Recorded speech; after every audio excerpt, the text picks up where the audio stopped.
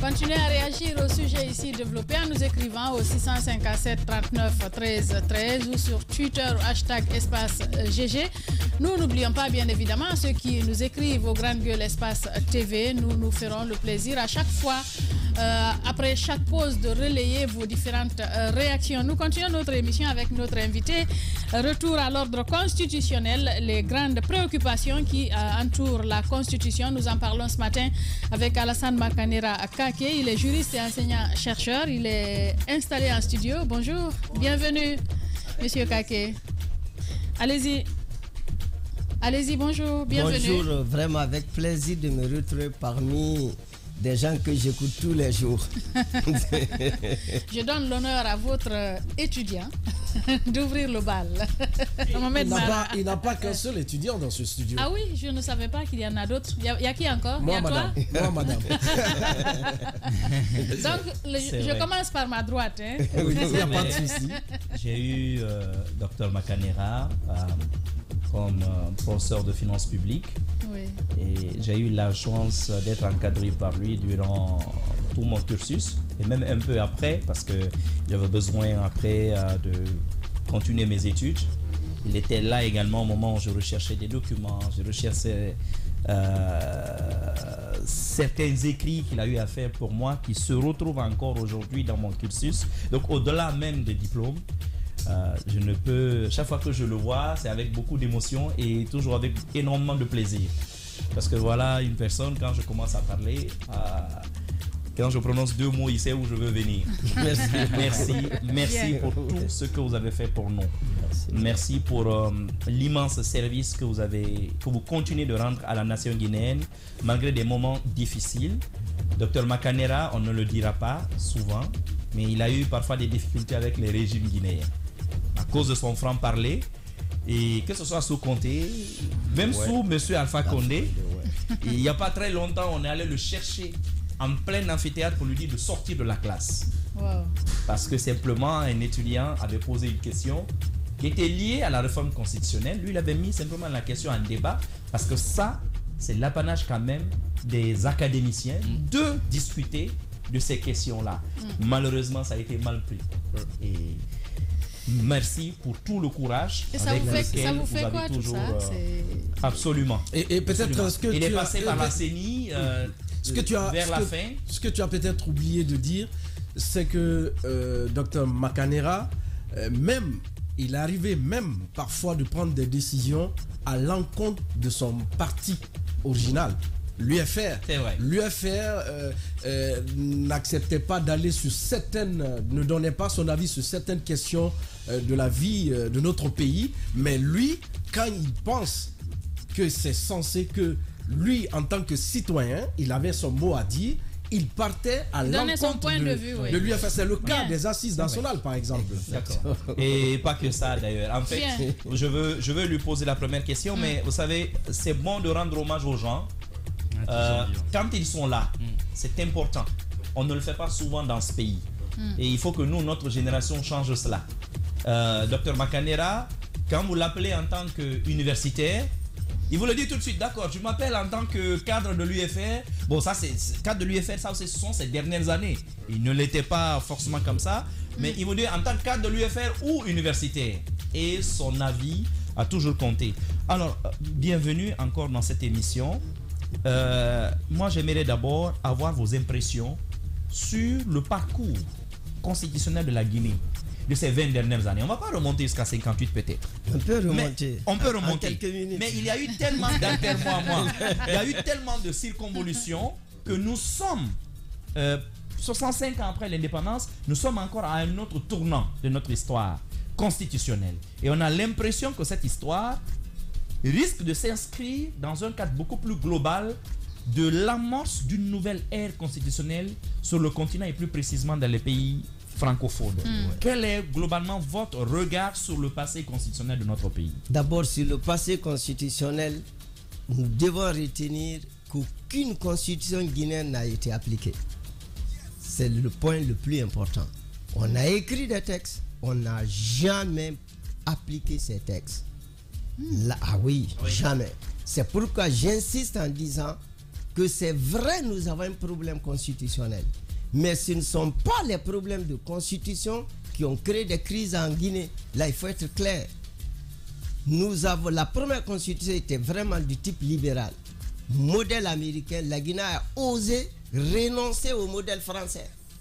Malheureusement, elle n'a pas été appliquée. 82, c'est 82-84, il n'y a pas eu le temps pour qu'elle soit appliquée. Et Lansana Conté est venu. On dit la transition a duré 6 ans, mais en réalité, ça a duré 9 ans. Parce que c'est de 84 en 93. Et Conté a appliqué tout sauf la constitution, la loi fondamentale. Alpha ne l'a jamais, celui qui a été négatif avec les textes, c'est Alpha Condé. Il ne l'a jamais appliqué. Donc, le point commun de nos constitutions, c'est qu'elles n'ont jamais été appliquées. Le second élément, c'est que dans toutes nos constitutions, on a choisi un homme à la place des institutions. Ça veut dire qu'on a renforcé le président de la République, qui est le seul qui détient le pouvoir. Les institutions n'en disposent pas. Et s'il y a eu des conséquences réelles en Guinée dans la vie constitutionnelle, c'est parce qu'un seul homme détient tous les pouvoirs. Donc la question est très simple. Malheureusement, on n'a jamais appliqué nos textes. Et là, on le sait pour la simple raison. À l'indépendance, lorsque la première assemblée a pris des lois, le premier président de l'Assemblée nationale a dit ceci: nous les Guinéens, nous ne sommes pas comme les autres pays qui adoptent des lois pour s'enfermer dans leurs lois. Le premier président de l'Assemblée nationale. Après les indépendances. Oui. Il a clairement dit, Seyfoulaye. Il dit, nous en Guinée, nous ne serons jamais comme les autres pays qui adoptent des lois, ils s'enferment dans les lois.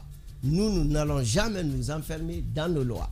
Et regardez aujourd'hui, tout ce qu'on dit, le principal problème de la Guinée, c'est le non-respect de nos propres lois.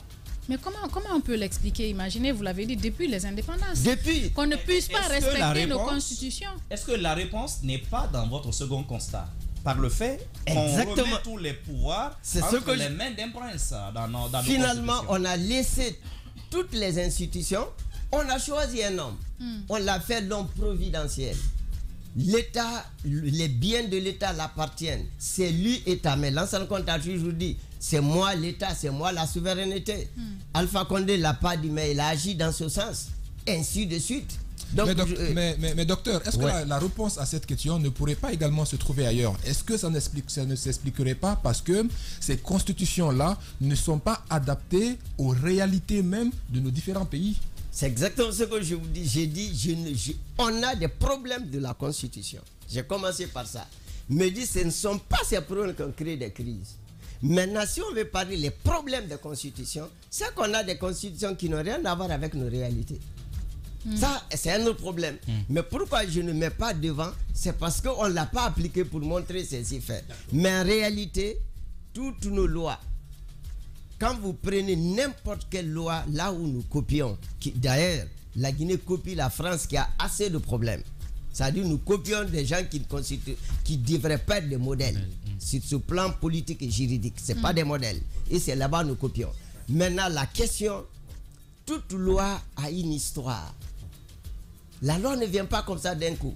Mais nous attendons, la France constitue son histoire et fait toute sa vie, adopte une loi et nous copions cette loi. Comment vous voulez que ça marche? Alors docteur, on parle aussi de la consultation des peuples, des citoyens guinéens. On a l'impression qu'à chaque fois, on nous impose des lois, que ce soit des lois organiques et entre autres, la dynamisation, l'information vient après. Est-ce que le problème ne viendrait pas de là aussi lors des consultations des citoyens? En réalité, moi je dirais qu'il y a eu 2 grandes consultations en Guinée par rapport à la loi. Lorsque, à l'indépendance, lorsque la loi, le code civil devait être adopté, il y a eu consultation. Sous l'ancien Conté, la loi fondamentale, il y a eu consultation. Mais attention, quand vous partez avec une idée donnée vers un peuple qui a un niveau vraiment pas élevé, ce que vous voulez qu'il vous restitue, il vous restitue ça. Je veux dire, la manière de poser la question, vous pouvez forcer votre réponse. En réalité, on est parti se promener. J'appelle pas cela des consultations. Mais docteur, il y a C'est eu pire en Guinée. Ouais. Le 22 mars 2020, je ne sais pas si vous avez fait l'observation, sur le bulletin du référendum, la question qui devait être formulée n'existait même pas. Mais il y C'était avait- écrit simplement oui ou non. C'est-à-dire que même normalement, quand il y a un référendum, c'est une question qu'on pose. Il n'y avait pas de question. Et la constitution sur laquelle les Guinéens se sont prononcés, sauf erreur de ma part, a été très peu vulgarisée. On s'est même rendu compte, on s'est retrouvé après avec 3 voire 4 versions entre Les substitutions. le pré-pro, entre l'avant-projet, l'avant-projet. le projet, celui qui a été amené à l'hémicycle, celui qui a été soumis au référendum et celui qui a été finalement promulgué et publié. Comment peut-on Là, quand je expliquer vais ça? vous aider pour ça, Oui. parce que j'étais le directeur des affaires juridiques et accréditation à la CENI. Normalement, ce document devait être avec moi, parce que c'est la CENI qui a organisé les élections. Moi, directeur, j'ai jamais vu ce projet. Wow. On n'est pas. C'est pas possible, voter ça, les docteur. gens. Non, je vous le dis. J'étais le directeur du département juridique accréditation. Et vous étiez Ce commissaire? Commissaire. Vous n'avez direct- pas vu le projet Je qui n'ai a été soumis à jamais vu référendum. le projet que nous allons partir soumettre au référendum. Moi, je n'ai pas vu. Et personne ne vous dira qu'il a vu. Parce que après le référendum, c'est moi qui suis parti chercher les documents pour donner à mes collègues. Voici le texte sur lequel on a demandé aux Guinéens. Donc, de- les Guinéens Et étaient vous l'avez sous hold cherché up. où? Vous l'avez trouvé où? Un peu partout. Non, un peu partout. Nous, on Ça, l'avait- c'est un nous- peu partout. nous, on cherchait. On était les Ça, c'est un peu partout. on avait Parce que le mais problème. docteur, le problème Non, est c'est sérieux. très dangereux ce qu'il dit. Mais Vous savez- il était partout sauf au bon endroit. Oui. Exactement. Le problème était très grave. Ce qui organisait nous, la CENI, bon, je le dirai parce qu'on a organisé, on a la responsabilité morale. Oui. Le problème, et le projet qui a été élaboré a été publié au journal officiel. C'est ce que moi j'ai, le projet. Oui. Et c'est une violation de la loi. C'est pas un projet qu'on publie au journal officiel, c'est un texte définitif. Mais eux, ils ont promulgué le projet. Moi, j'avais le projet.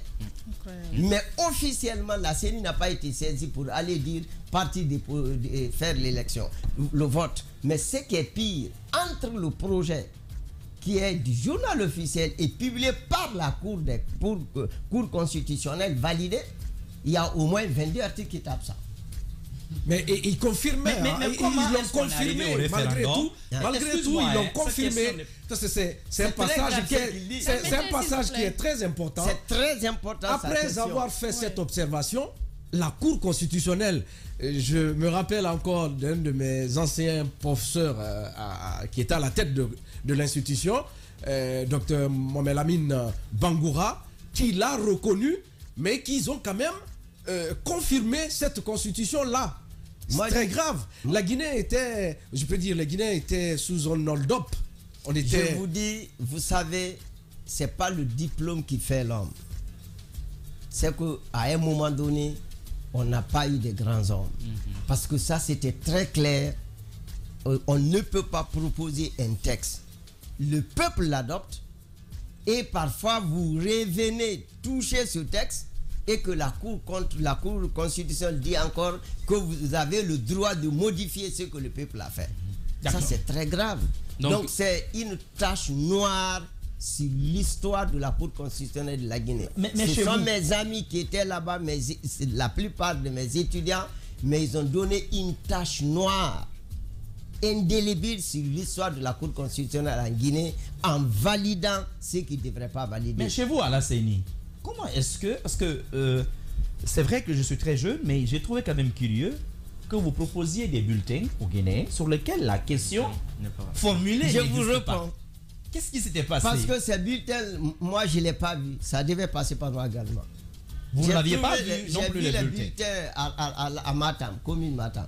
En fait, moi personnellement, le bulletin, c'est quand... Attendez. Mais Vous je voulez vous dis dire clair. que les bulletins sont fabriqués à l'extérieur Ailleurs. de la CENI? Ah Bah, oui. En tout cas, Il y a des le impliqués. référendum, je vous dis, moi je parle, les gens m'écoutent. Ils me portent confiance. Je ne vous mentirai pas ici. Mais si ce n'est pas Celui vous, qui quelqu'un vient d'autre l'a vous vu. dire il a vu le bulletin, c'est qu'il était dans un autre groupe. Ok. Mais le groupe formel, légal de la CENI, on n'a pas vu les bulletins. Parce que s'il y avait le bulletin, il devait y avoir un procès verbal de réunion là-dessus. Partez vérifier à la CENI. Vous avez géré le contenant, mais vous n'avez pas géré le contenu de tout. Moi, j'ai rien géré à la CENI. Hein. Même les kits. Les kits, non. Là, vous savez, il y a beaucoup de documents normalement. La loi a dit, c'est là où il y a des problèmes. La loi a dit le matériel lourd est géré par l'administration du territoire. Mais ce qui a été dit extraordinaire, même le bulletin est considéré comme matériel lourd. Je ne sais pas si c'est matériel léger. Le papier, le papier même pas enveloppe. Moi, c'est ce que j'avais appelé à l'époque le désossement, parce que pour moi, il n'y avait pas eu dépouillement, mais désossement des urnes. Vous savez, en Matoto, Matam et Ratoma, dans beaucoup de communes, les gens venaient fracasser les urnes dans la cour des communes. Alors, quelqu'un a pris des photos et j'ai regardé, j'ai trouvé ça curieux. Je suis remonté pour rechercher, je me suis rappelé que les bulletins de 90 portaient la question. Ouais. J'ai revu des bulletins ailleurs et tout via Google. J'ai dit, mais il y a quelque chose de curieux qui se passe là. Alors, on apprend quand même un bout sur cette forfaiture, malheureusement, qui nous a amené à la situation actuelle. Exactement. Alors, ça, c'est un regard aujourd'hui. Nous sommes à un nouveau tournant. Mara, si tu permets, à la CENI, comment vous viviez cette situation? Comment se fait-il que la structure puisse continuer, par exemple, à statuer sur certaines choses? Une CENI, par exemple, pourquoi les gens n'ont pas décidé de démissionner? D'abord, moi, je me suis retiré du processus. Je suis le premier à me retirer du processus. J'ai dit à Maître Kédé, et la correspondance existe, j'ai dit mon éducation, ma formation ne me permettent pas de cautionner la violation du droit. Pour cela, je quitte le processus. Et en ce moment, bien qu'on a rendu politique, parce que moi, quand j'ai rendu démission, c'est après, le président Sid a été informé. On me dit, mais pourquoi tu ne l'as pas dit avant? Je dis, non, ce n'est pas un problème de parti. Ma lettre est très claire. C'est une conviction personnelle. Je n'ai pas besoin de l'associer. C'est après, et les autres collègues m'ont suivi, qu'on a payé opposition, les gens l'ont rendu politique. Oui. Alors que ce n'était pas un problème politique. C'était un problème réel de violation de droit. Mes collègues m'ont suivi, on est resté 7 en dehors du processus. Ça crée assez de problèmes. Les gens sont partis pour saccager chez moi, il y a trop de choses dedans. J'étais obligé d'enlever ma famille ici, mais ça ne me fera pas changer. C'est ça le problème. Ça ne me fera pas changer. C'est pas maintenant. Alors docteur, avant de passer, de venir sur l'actualité, j'ai envie de vous poser une dernière question quant à la Constitution. Vous savez, souvent on dit que le président qui est là, il peut soumettre la Constitution au référendum, ce changement peut venir. Souvent, quand on parle de démocratie, malgré les intangibilités, on dit souvent que c'est le pouvoir du peuple, il faut que le peuple décide. Maintenant, au regard de ça, quel est le caractère donc qu'on peut donner à cette intangibilité donc dans la Constitution, quand le président peut se servir du pouvoir du peuple pour soumettre une nouvelle Constitution à l'approbation ou au référendum? Bon, moi je dirais c'est l'interprétation des juristes politisés. C'est tout. La loi est faite sur toute la Constitution. C'est pas fait pour quelques jours, c'est pour se pérenniser. On fait la Constitution, c'est pour ça. La Constitution américaine a traversé 2 siècles. Nous, en moins de 60 ans, on est avec 5e Constitution. C'est qu'il y a des problèmes. Oui. Ça, c'est en réalité. Même si on parle en profondeur de la loi, il y a ce qu'on appelle en droit la fraude à la loi. Lorsque vous utilisez la loi légalement pour vous satisfaire vous-même, Alpha a fraudé la Constitution. Parce qu'il a modifié la Constitution, il a fait une nouvelle Constitution uniquement pour qu'il y ait un 3e mandat. Donc il l'a fait pour lui, pas pour le peuple. Donc c'est des choses, il faut être clair. Peut-on donc dire que le manque de longévité pour ce qui est des différentes constitutions que nous avons connues ne réside pas dans le simple fait qu'elles ont concentré les pouvoirs dans les mains d'un seul individu, mais que face à cet individu-là, qu'il n'y ait pas eu de personnes constituant des institutions. Quand je parle de l'Assemblée nationale, par exemple, de la Cour constitutionnelle, qu'il n'y ait pas eu des hommes avec assez de conviction pour pouvoir tenir main forte. Bien, voilà. La réponse à cette question d'Emmanuel Milimono à retrouver dans la 3e partie de l'émission. Merci de nous rejoindre si c'est maintenant que vous le faites. On continue le débat ici en studio avec Dr Al-Hassan Makarera Kake. Il est juriste et homme de droit, c'est cela. Il est juriste. Il donne des cours dans les universités, c'est cela. On continue avec toi, Emmanuel. Tu avais posé une question. Moi aussi, je le suivais, mais à la fenêtre, puisqu'il enseignait à Sonfonia. Mais nous, on a eu un autre professeur d'IPAG, Institution politique administrative de Guinée. Donc, par moment, on a eu à échanger avec certains de vos étudiants. Ouais. Donc, je disais tantôt... Tu sais, les meilleurs enseignants, parfois, il y a des étudiants qui quittent les cours pour venir les suivre par la fenêtre. Oui, tout à fait. on avait un professeur de philosophie comme ça au lycée. Tout à fait. Alors, pour ce qui est de ma question, on parlait du manque de longévité pour ce qui est des constitutions guinéennes. Et je posais la question de savoir, est-ce que ce manque de longévité ne résulte pas du fait que face aux personnes, à l'individualisation dont on est en train de pointer du doigt, il n'y avait pas dans des institutions comme la Cour constitutionnelle, comme l'Assemblée nationale et d'autres institutions de l'État, des cadres de conviction qui pouvaient tenir tête à certains projets comme celui de la révision constitutionnelle. D'accord, ça c'est la grande question. D'abord, je vais vous dire deux petites réponses là-dessus. En Guinée, le président de la République dispose de 2 moyens qui fait affaiblir toutes les institutions de contre-pouvoir. D'abord, c'est son pouvoir de nomination. Il nomme partout, même le sous-préfet, c'est lui qui le nomme. Ça, c'est un premier aspect. Je vous dis réellement, les ministres n'ont pas la compétence ni la capacité de nommer les membres de leur département.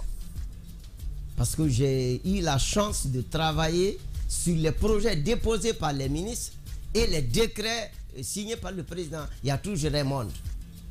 C'est l'une des causes même du dysfonctionnement de la faiblesse des ministères. Donc son pouvoir de nomination fait plier beaucoup de gens. Le pouvoir le plus important, c'est son pouvoir financier. Sachez que le président de la République peut suspendre le crédit d'un ministère, de n'importe quelle institution.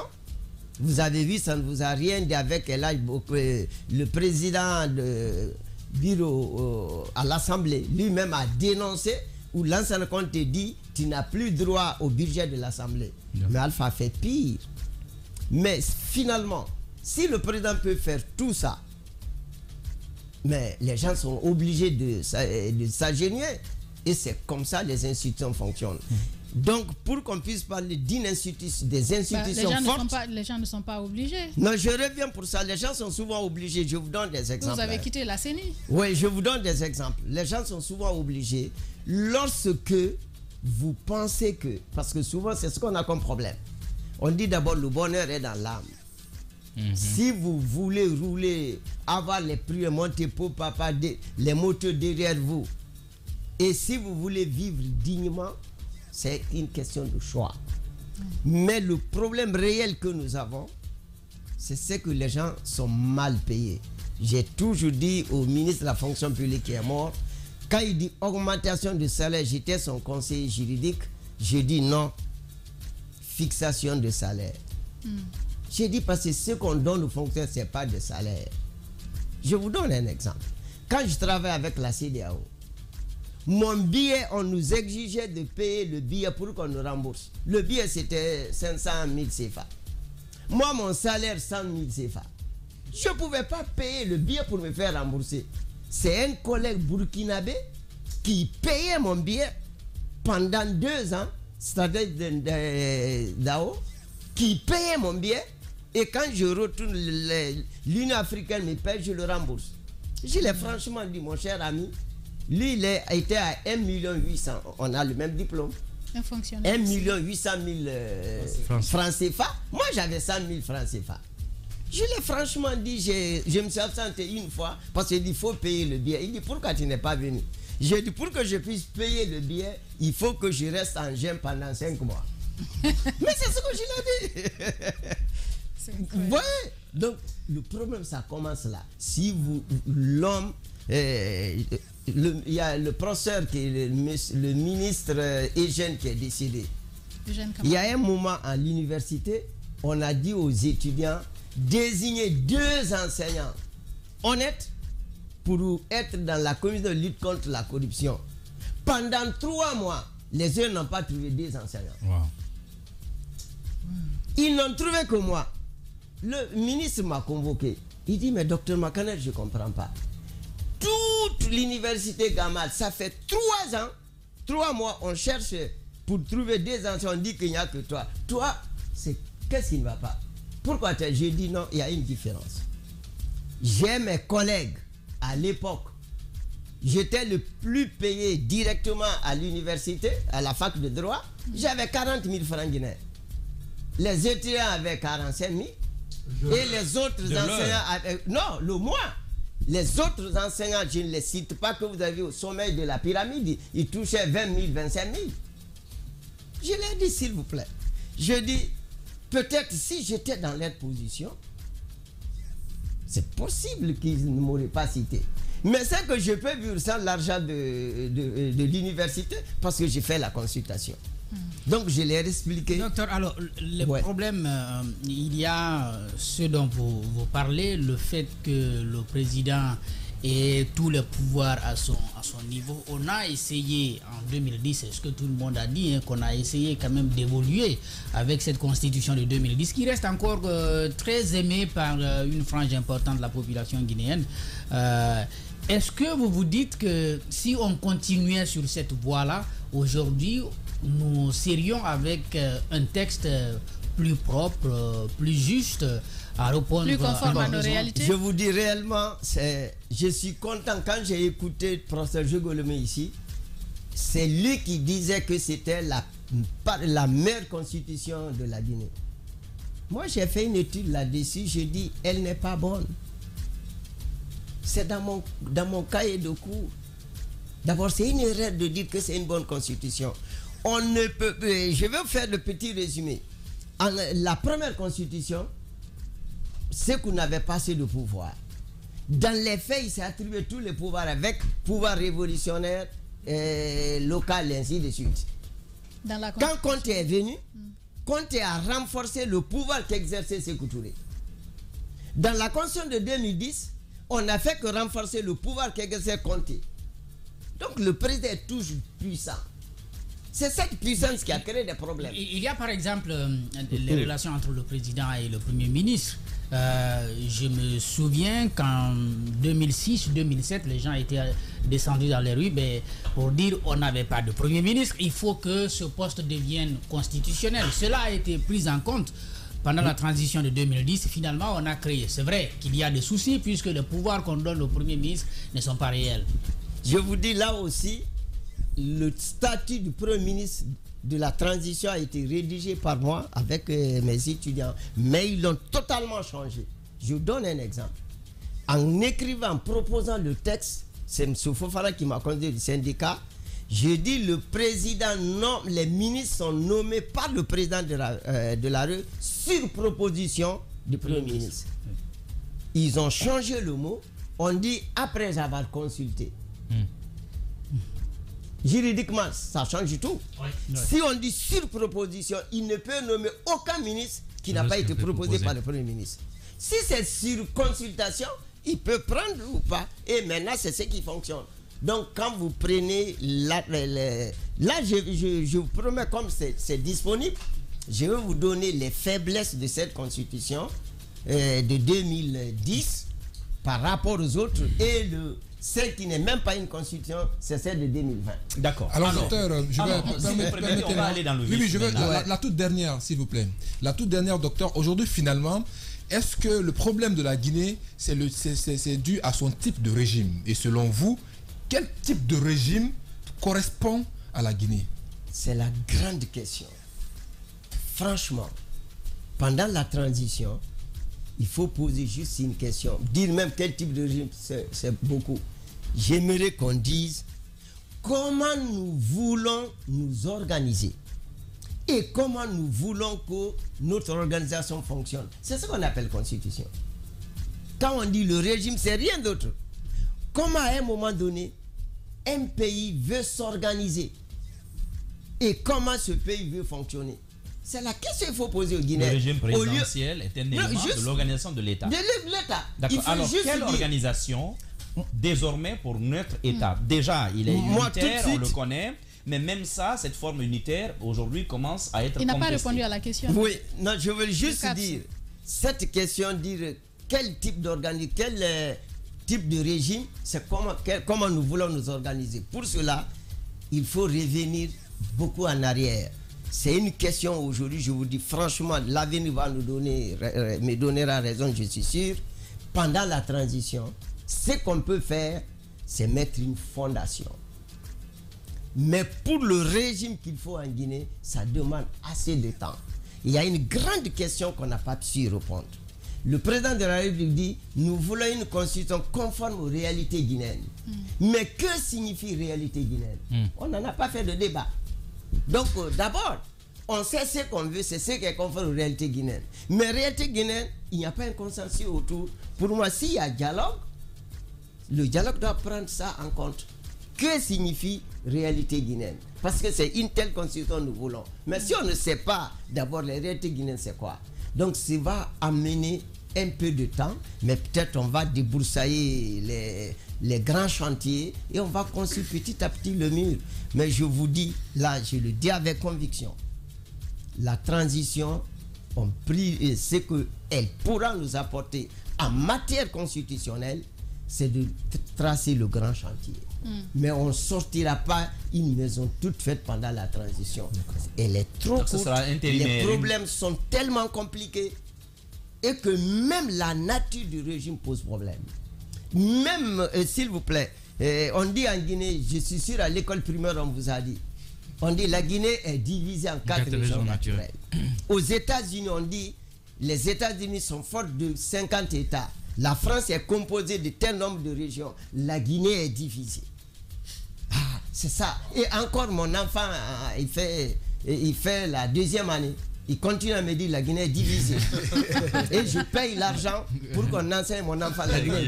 Alors, docteur, 2020 vous évoque forcément quelqu'un. Oui, dans l'actualité, oui. On va rester dans l'actualité. 2020 évoque forcément quelque chose pour vous parce que 15 ans auparavant, vous évoquiez ce grand bouleversement dans l'Afrique francophone avec la modification des constitutions, ce à quoi nous n'étions pas préparés.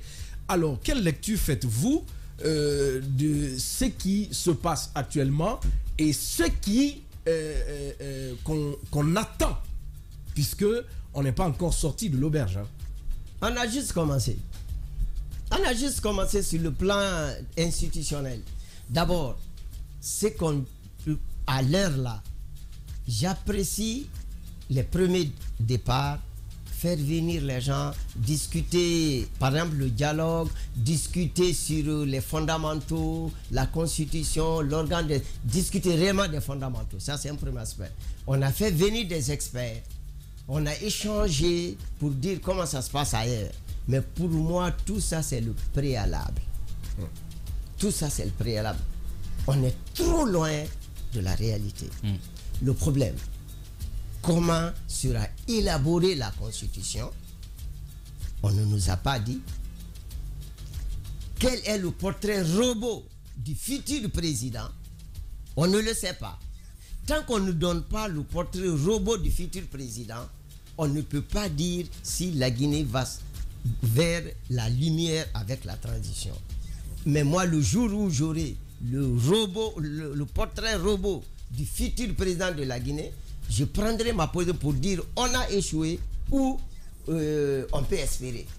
Président, futur président, comment peut-on avoir le portrait robot? Ça commence par exemple la rédaction de la Constitution, mais à cette allure. Avant, on va dire nous voulons un président faible. Il n'a pas tel pouvoir, il n'a pas tel pouvoir.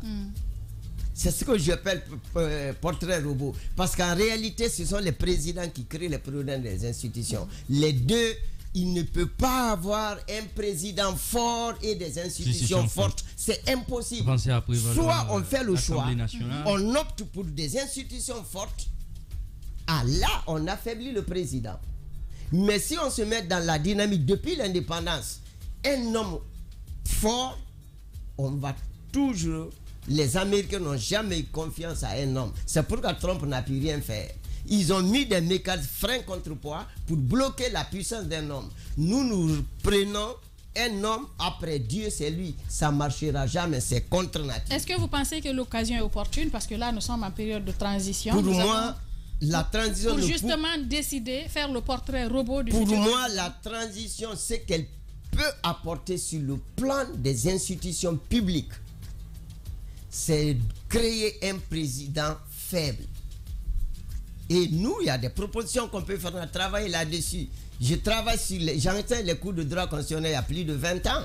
Ce qu'il a dit, déjà si vous lisez mon article de 2001, ce que Alpha a fait, je l'ai mentionné. Ouais. J'ai dit un jour viendra, parce que quand TV se dit, un autre viendra, va instaurer la monarchie. Si vous lisez la constitution de 2020, c'est une constitution monarchique.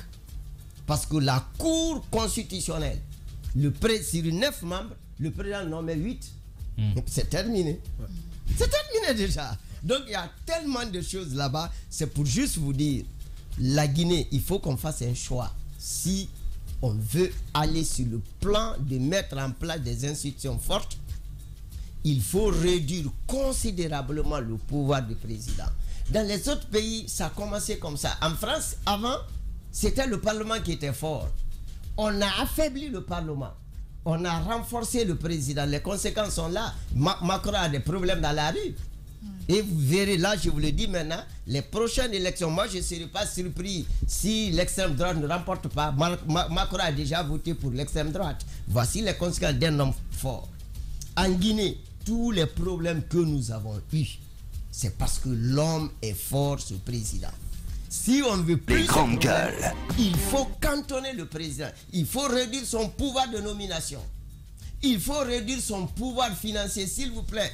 Tant qu'on dit le président a donné, on ne sortira jamais de l'auberge. D'accord. Alors concrètement, le président ne doit pas donner. Ce sera des textes que nous mettrons en place, docteur. Des textes, par exemple, tels que les constitutions dont on parlait tantôt, où on dit que c'est 2 mandats, c'est un mandat renouvelable. Une fois, on parle d'intangibilité, mais des hommes viennent, ils décident de modifier, de soumettre à référendum. C'est le cas que nous avons vécu, nous vivons actuellement du côté du Sénégal, par exemple, où Macky Sall vient d'un septennat, il passe à un quinquennat, et pour lui, ce mandat-là, c'est son premier, et il a droit à un 2e mandat. C'est des hommes qui viendront. Qu'est-ce qui nous dit que même en faisant ce que vous dites, qu'ils ne vont pas décider de modifier les choses, de modifier les textes, d'utiliser l'armée, par exemple, pour s'imposer? Oui, ils utilisent l'armée si on a les moyens financiers. C'est pourquoi j'ai dit il faut retirer au pouvoir dans les pouvoirs du président de la République le pouvoir financier qu'il exerce.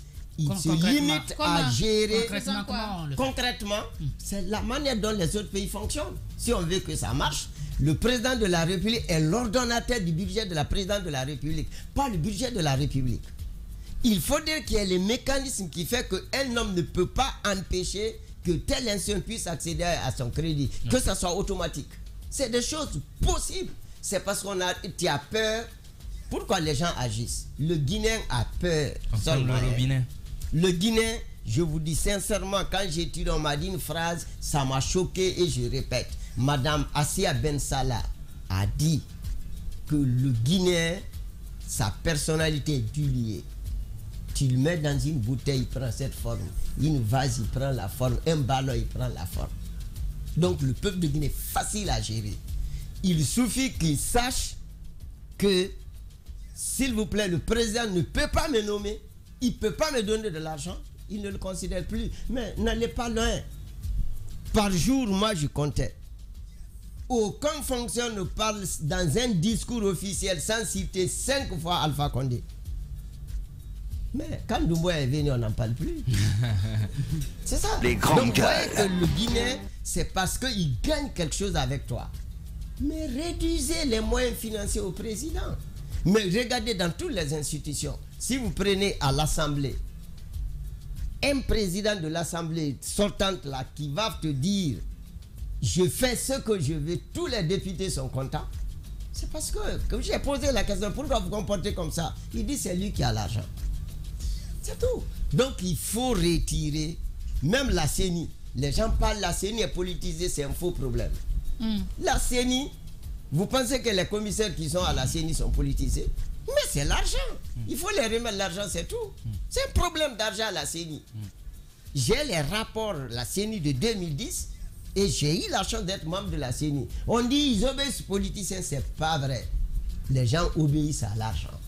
Et c'est le pouvoir qui a l'argent.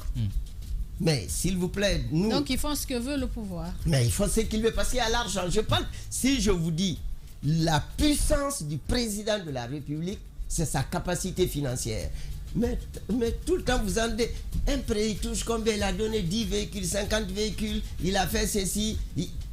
Tant qu'il y a ça, c'est pas un pays. Ça reste des humains. Moi, je voudrais qu'on aille beaucoup plus concrètement. Ouais. Vous dites il faut qu'il se limite à être l'ordonnateur du budget. Son budget, comme les autres. De la présidence. Le budget des autres institutions doit être ordonné par les chefs des institutions. Les chefs de ces institutions. C'est ce que la loi a dit. Oui. Alors, c'est ce que la loi dit ou bien c'est ce que la loi doit dire? La loi a déjà dit ça. La loi Mais a déjà voici dit ça. ce qui s'est passé. Oui. Quand la loi a ordonné à ce que tous les chefs soient chefs de leur institution, ils ont créé un comité de trésorerie. Ce comité de trésorerie est l'initiative de Sidi Touré. Mais c'était à bon escient. C'était de voir qu'est-ce qu'il y a dans laquelle et programmer les paiements. Eux, ils ont transformé ça depuis sous compté à moins de pression. Si tu n'obéis pas, on ne te donne pas ton argent. C'est tout. Comment le comité de trésorerie est Le président est le président est le président du comité. Président du comité de trésorerie. Et d'ailleurs, Alpha Condé, en dernier, était le seul chef membre du comité de trésorerie. Si vous voulez dépenser, mais ces ministres sont là. Si vous voulez dépenser, vous envoyez, ils cochent et ceux-ci sont payés. Mais appelez les anciens ministres, ils vont vous le confirmer. J'étais sûr avec eux, je suis consultant. Mais dans ce cas, comment vous organisez le contrôle? Parce que Alpha, on peut bien lui reprocher des choses. Mais il disait qu'il avait envie de voir clair comment ça se passe dans les ministères, dans les institutions. Si on va de manière de cette façon-là, de façon disparate, on va dire, à aller sortir l'argent public à la Banque centrale, donc pour le gérer, comment vous organisez derrière le contrôle pour s'assurer que ce qui va par exemple à la CENI, c'est exactement ce qui va à la CENI? Très bien. Vous savez, la loi financière dans le budget est très claire. Mais la Guinée, qu'est-ce qu'on a fait? On a tué deux structures importantes. Quand tu es juriste, tu es l'ennemi de ton chef. Et quand tu fais le contrôle, tu es la structure à battre. Je vous donne des exemples rapidement. Jusqu'en 2018, les inspecteurs, m'écoutez, l'inspection générale d'État et les inspecteurs des finances touchaient une prime de 2 millions. Quelqu'un qui a 2 millions, tu l'envoies à contrôler 100 milliards, tu le rends faible. Il a fallu que l'Union européenne me retienne pour évaluer les financements de l'Union européenne en Guinée pendant 2 ans, que je suis allé dire à l'Union européenne, attention, les corps de contrôle touchent 2 millions. Il ne voulait pas dire ça. Quand il y a eu ça maintenant, je pense que c'est augmenté à 45 ou plus. C'est parce que j'ai dit ça à l'Union européenne, j'ai les rapports. Je veux juste vous dire. Et ils ont fait, on dit que quand il fait le contrôle, l'inspection générale d'État n'a pas un programme annuel de contrôle. C'est quand le président veut qu'il contrôle. L'inspection générale des finances, c'est la même chose. C'est quand le ministre des Finances veut qu'il contrôle. Et la loi même dit encore, quand vous contrôlez, vous les remettez les rapports. La suite, c'est eux qui donnent. On est dans quel C'est la même chose que pour la Cour des comptes. La Cour des comptes. Laissez la Cour des comptes. Je ne vais même pas parler de la Cour des comptes. Mais elle existe. C'est important. Non, pourquoi je dis je ne vais pas en parler? Non, c'est que je ne vais pas en parler. C'est choquant que la Cour des comptes, depuis 2016, ne fait pas des arrêts juridictionnels. Ils ne font que des textes narratifs. C'est ça le problème. Les grandes gueules. C'est pourquoi je dis même. C'est quoi le souci? Je préfère parler des autres qui font un peu d'effort. Qu'est-ce qui coince? Justement, c'est quoi le souci? Pourquoi ils ne font pas des arrêts? Ils ne rendent pas d'arrêt. Je me rappelle, un ministre m'a dit ceci.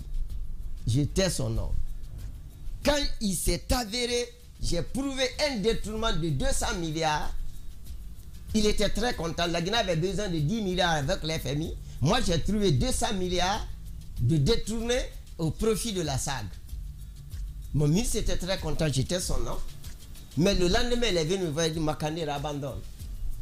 J'ai dit, mais pourquoi? Il dit, ah, j'ai été directeur national du budget, j'ai été ceci, j'ai été cela. Les gens m'ont dit que si je publie, c'est vont ouvrir mes dossiers. Donc ça me prend. Je n'oublie pas ça.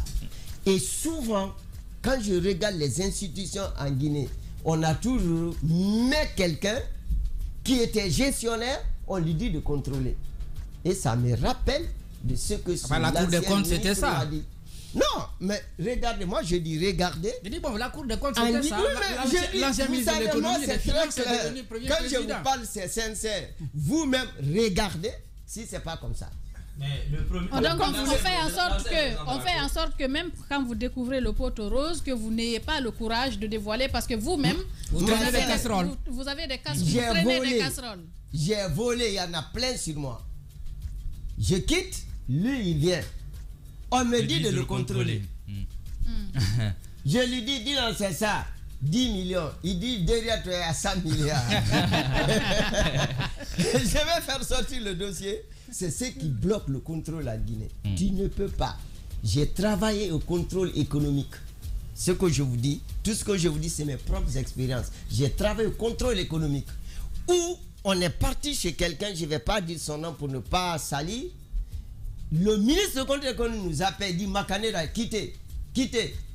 Laissez comme ça, laissez. Je dis, mais il dit non, laissez, vous ne savez pas ce qui se passe. Finalement, on a abandonné. Il y a combien de dossiers abandonnés comme ça? Vous ne pouvez pas. C'est pourquoi j'écris, j'ai dit, il faut un statut de contrôleur. On n'en a pas.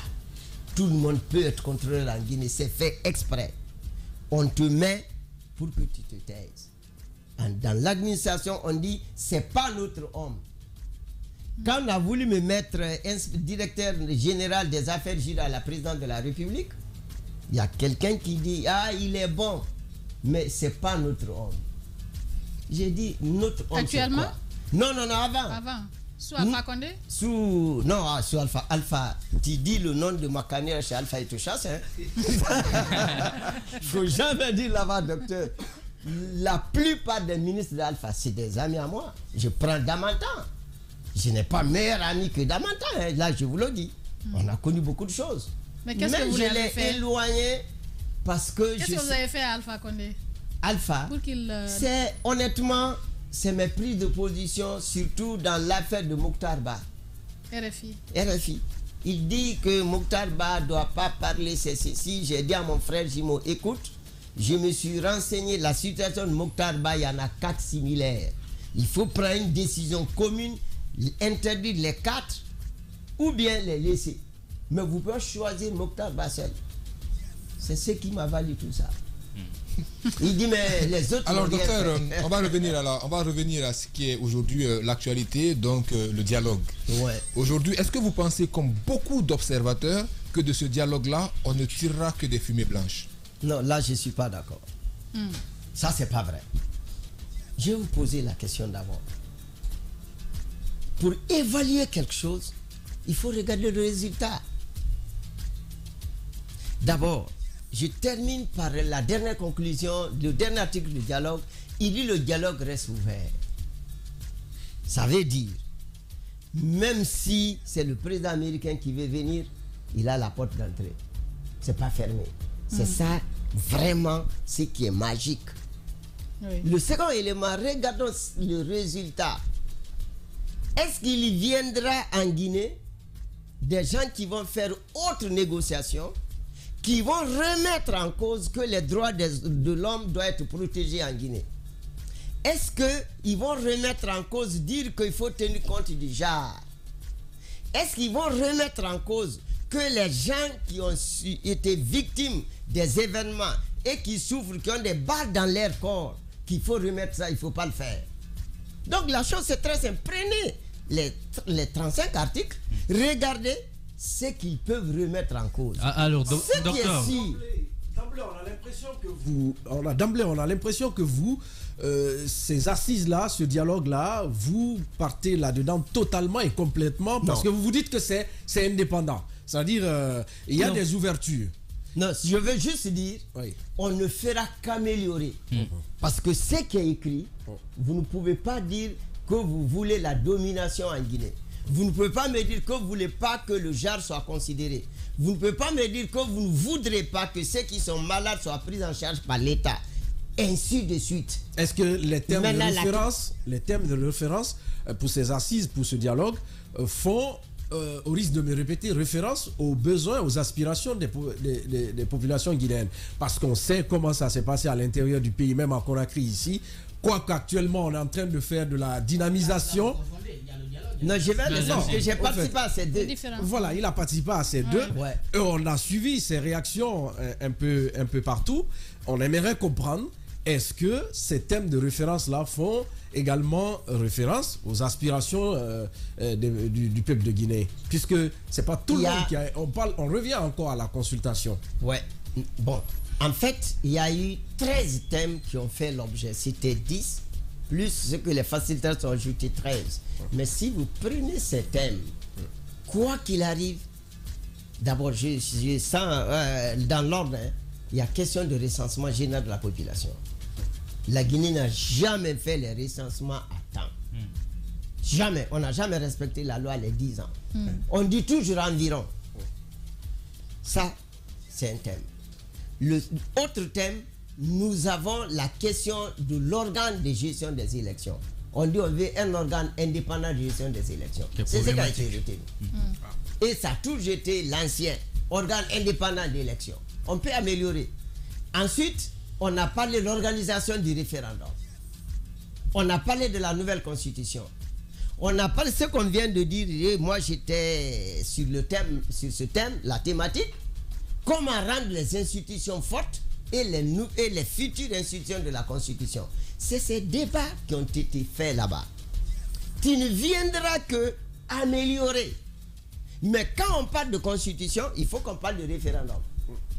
Et quel que soit le débat qui va venir, ils parleront de la Constitution, ils parleront de référendum, ils parleront de recensement, ils parleront de l'organe de gestion des élections. Mais ce sont ces thèmes qui ont été l'objet des débats. C'est pourquoi j'ai dit, quoi qu'il arrive, ces thèmes qui ont été choisis, c'est les priorités de la transition actuelle. Mais je vous dis ceci, je suis très clair là-dessus. Même nous qui avons participé, moi j'ai été retenu personne de ressources.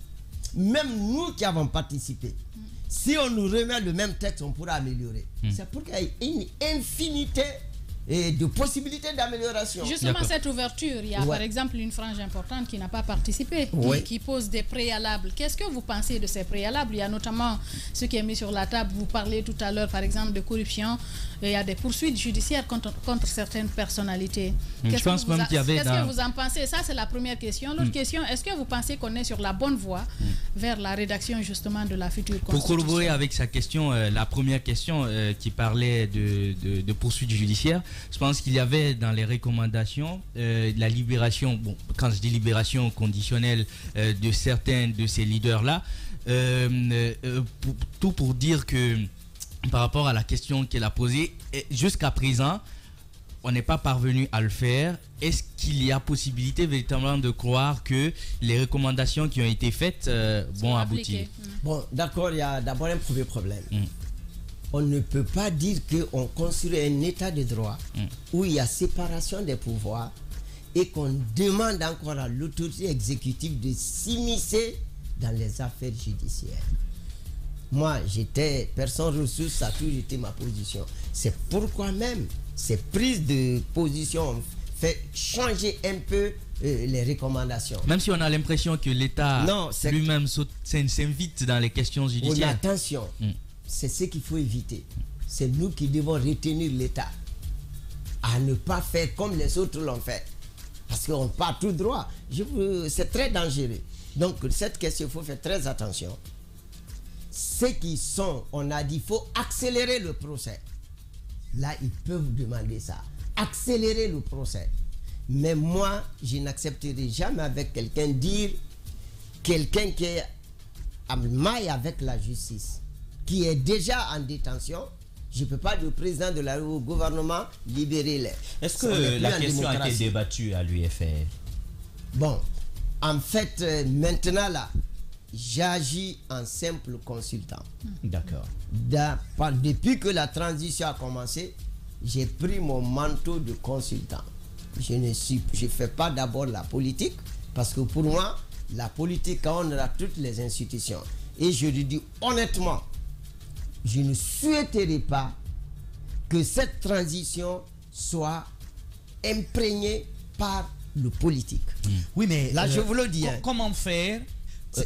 Quel est votre regard, par exemple, sur les forces vives, le forum des forces vives aujourd'hui, avec la présence forte de M. Alpha Condé? Tantôt, les forces vives veulent manifester pour exiger par exemple la libération d'activistes de la société civile emprisonnés. Tantôt certains disent, et vous êtes déjà exprimé là-dessus, qu'il faut relaxer purement et simplement ceux qui sont poursuivis pour des faits de prévarication. Tantôt M. Alpha Condé qui dit non, il faut y aller pour reprendre notre pouvoir, et même des promesses d'organiser des élections dans l'espace de 6 mois pour quelqu'un qui a attendu de 2010 à 2018 pour organiser les premières communales. Quel est votre regard sur cet assemblage quand même politique? Il y avait une deuxième question. Sommes-nous en bonne voie vers la rédaction? Ça, c'est une bonne chose. Oui. À l'heure là, on n'a pas encore dérapé. Mais la gestion qui va suivre peut faire qu'on dérape. Je vais vous dire des choses très claires. Moi, quand on dit force vive, ça me dérange. Je suis juriste. Mais force vive, c'est quoi? Ça n'a pas un statut juridique. Ça, c'est un premier problème. Donc, on ne peut pas l'amener sur le terrain des droits. Maintenant, pourquoi je dis ça risque de déraper? Mais les forces vives, c'est un assemblage. Ah, mais allons-y. Là où il y a des problèmes, je vais vous dire. Déjà de dire assemblage. C'est ça le problème. C'est pas beau. C'est très dangereux. Les acteurs politiques, de la société civile. Cette idée de force vive est née en 2010. Je faisais partie. J'étais un acteur important avec petit Mokhtar Diallo. On était très important, l'idée de force vive. Mais le problème aujourd'hui, moi je vous dis purement qu'il va coincer le gouvernement. Il est dit, je ne retiens pas la 72-73, que la constitution sera élaborée entre le CND et les forces vives. C'est écrit. Les gens oublient vite. Après, on nous dit, non, c'est CNT qui est force vive. Vous voulez parler de la charte? Ah, c'est dans la charte. Oui. Je suis intervenu sur cette question. Je dis juridiquement, c'est le CNRD qui a utilisé l'expression force vive. Les politiques n'ont rien dit. Quand le CNRD, mon enfant, je lui donne tel nom, vous ne pouvez rien. Et quand j'entends par après qu'on rencontre les forces vives, moi, juriste, j'ai des problèmes. Parce que c'est là qu'on rencontre là ceux qui doivent élaborer la Constitution. Parce qu'il y en a. Pour moi, il n'y en avait pas. C'est pourquoi on risque de se faire buter. Les reconnaître, c'est reconnaître que c'est eux qui vont élaborer la Constitution. Mais ils existent? Non, les reconnaître. J'ai bien dit. Les reconnaître. Le fait déjà que certains aient des structures légalement constituées. Oui, mais c'est des structures qu'on reconnaît, pas les forces vives. C'est les structures qu'on reconnaît individuellement. Mais reconnaître les forces vives, ça va poser le problème avec la charte. C'est un grand problème, je vous dis. Et aujourd'hui, on va aller, on rencontre les forces vives, on va avoir 2 textes, 3 textes, on va appliquer les dispositions de la charte. C'est nous qui allons rédiger la Constitution, ce n'est pas le CNT. Alors, c'est ça le droit. N'agissons pas comme ça, on n'est plus en phase avec le droit. C'est pourquoi je dis se buter, on arrive tout de suite. De l'autre côté, il faudrait qu'on accepte.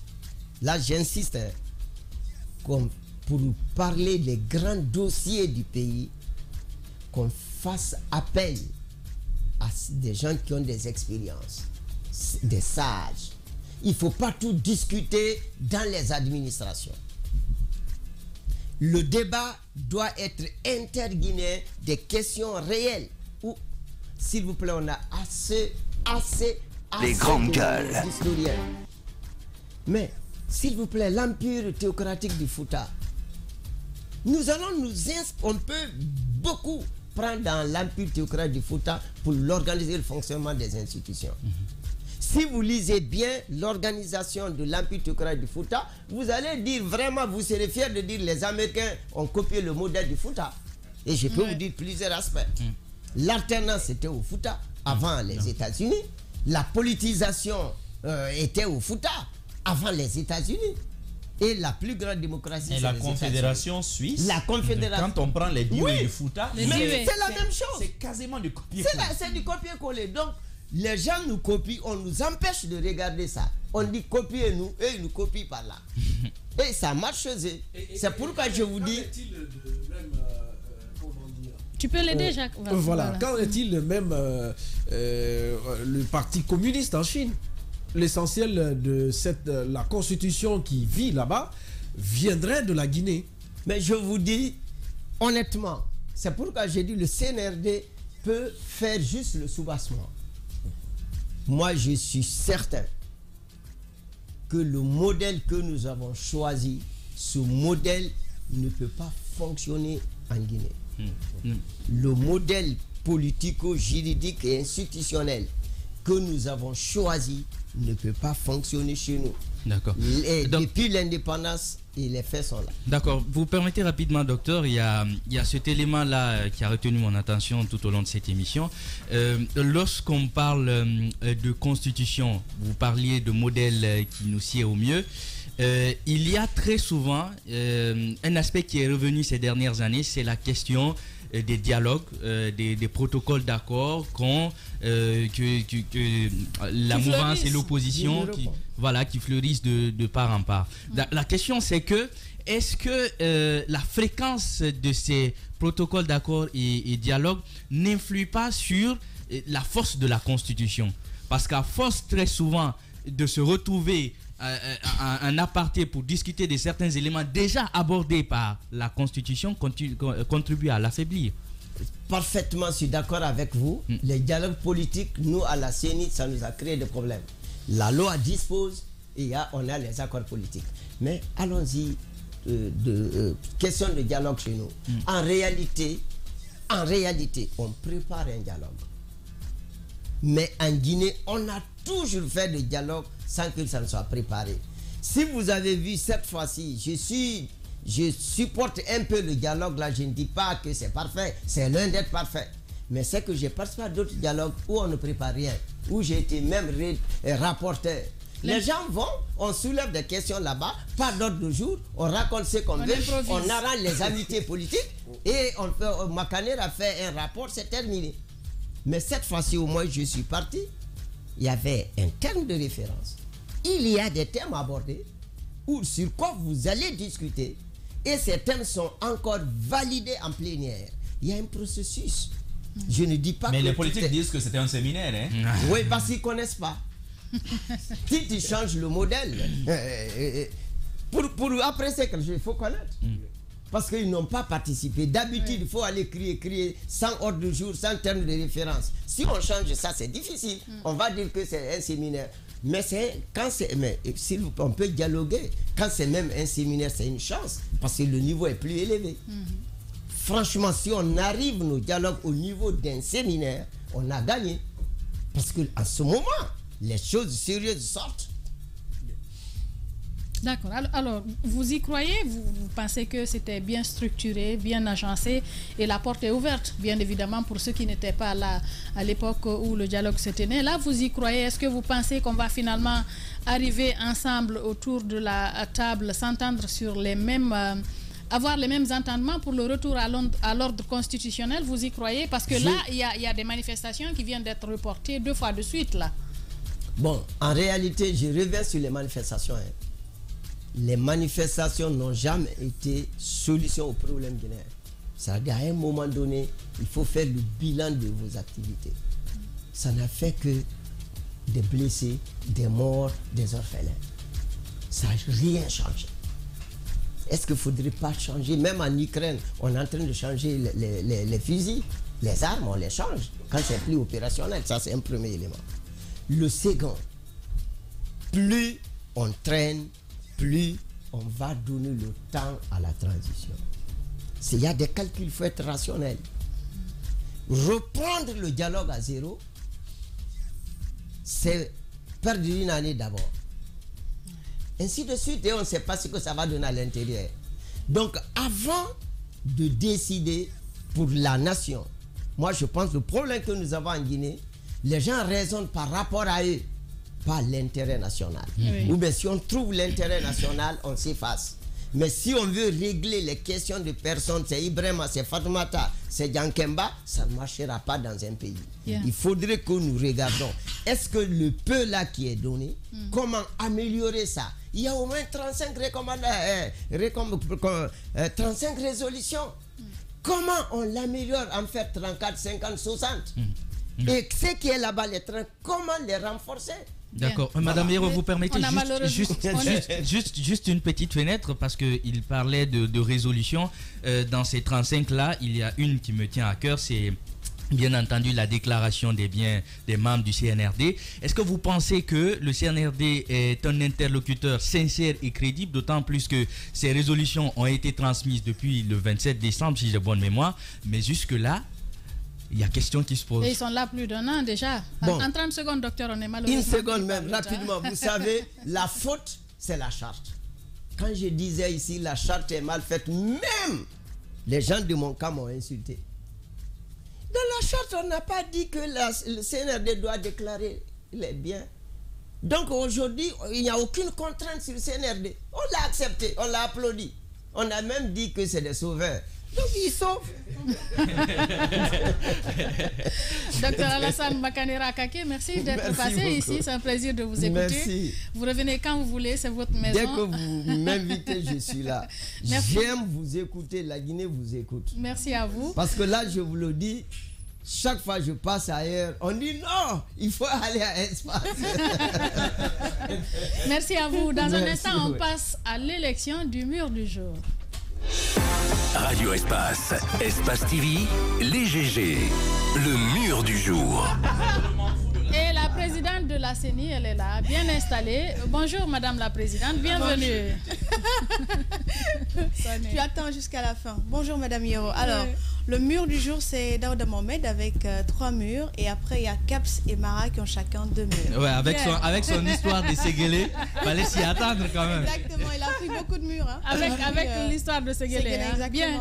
Merci Sané. Merci à vous. Bien évidemment, Aïssatou Sané, que vous pouvez retrouver dans le 19h45 d'Espace TV, mais aussi dans le morning de Radio Espace Guinée, les jeudis et vendredis. Voilà comment on arrive au terme de cet autre numéro des Grandes Gueules. C'était un plaisir de vous servir. Merci à Saloum Kamara qui a géré les sons du côté de la radio et à toute l'équipe de la régie, Mafata Sano, Alassane Diallo, l'homme de nuit, Lamine Sidibé. Ils sont très nombreux, c'est vrai. Merci à vous tous à l'international. C'était un plaisir de vous servir et à demain pour un autre numéro des Grandes Gueules.